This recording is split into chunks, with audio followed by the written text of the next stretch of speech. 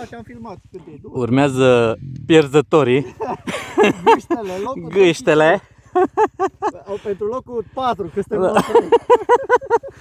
3. Se dă o luptă acerbă pentru locul 4. Nu se știe care e cel mai slab. Cred că amândoi.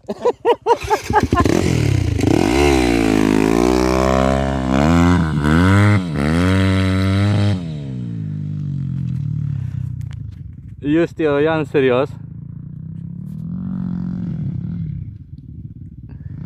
Îmi tremură un pic mâna, dar n-are nimic. Acum vedem startul. Au plecat amândoi. Oh, ce aproape! Wow!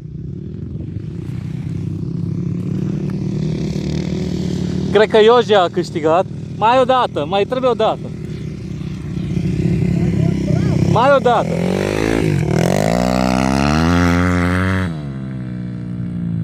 E că sună și Diana. Cred că îl cheamă acasă. Îl cheamă cineva acasă să ia bătaie.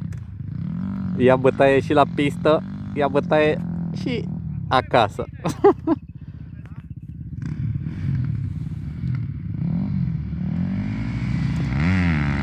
Oh, ce start a luat Aster!